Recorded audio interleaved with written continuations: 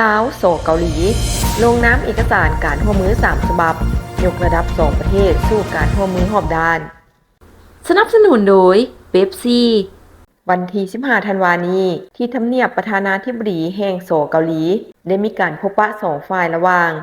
ท่านทองลุ้นศรีสุริต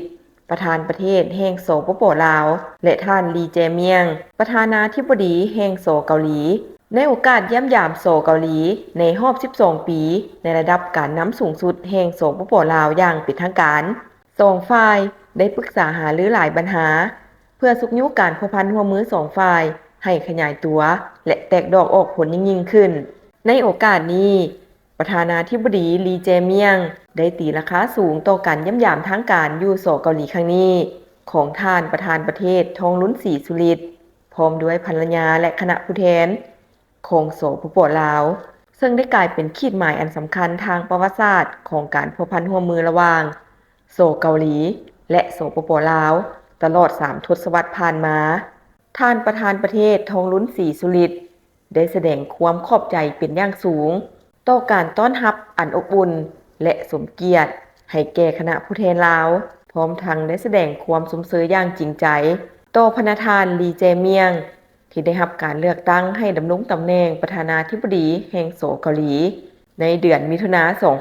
2025และผลสำเร็จการเป็นเจ้าภาพจัดกองประชุมจุดยอดเอเปก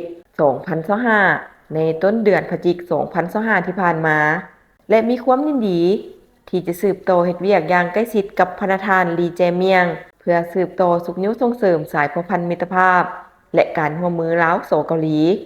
ให้พัฒนาขยายตัวและลึกซึ้งยิ่งขึ้นในซุ้มปีต่อหน้า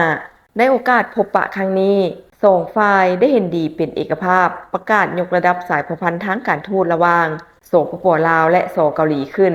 เป็นคู่ร่วมมือรอบด้านเพื่อยกระดับการร่วมมือของ2ประเทศในด้านต่างๆให้ขึ้นสู่ระดับใหม่เพื่อนำเอาผลประโยชน์ตัวจริงมาสู่ประชาชน2ชาติลาวและโซเกาหลีให้สูงขึ้นกว่าเก่าก็คือเพื่อภารกิจสันติภาพมิตรภาพและการร่วมมือเพื่อการพัฒนาอย่างยืนยงอยู่ในภาคพื้นและในโลกนอกนั้นทั้ง2ฝ่ายยังได้ปรึกษาหารือหลายปัญหาเพื่อยกสูงการร่วมมือเป็นต้นแมนการร่วมมือด้านเศรษฐกิจการค้าและการลงทุน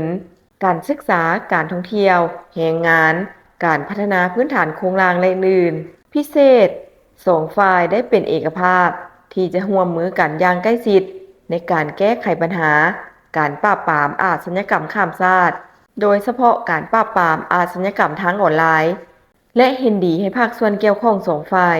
ปรึกษาหารือการร่วมมือละเอียดในอนาคต Make lunch better. Ooh, Pepsi. Make it super, mega, extra spicy. Make it viral. That's better. Your meals better with Pepsi.